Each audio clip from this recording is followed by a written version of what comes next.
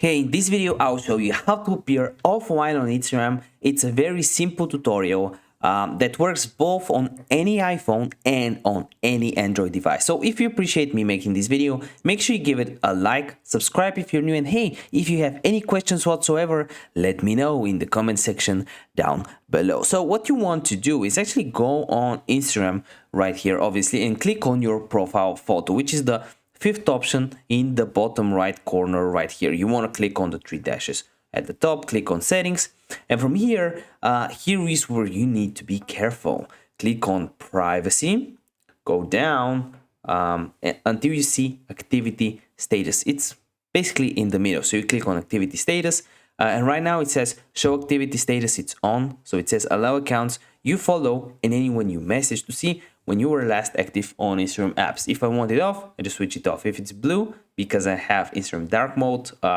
it will be blue. Maybe it's green for you if you have the light mode. If this video helped you out, you know what to do. Give me a like. I want to see you in the next one.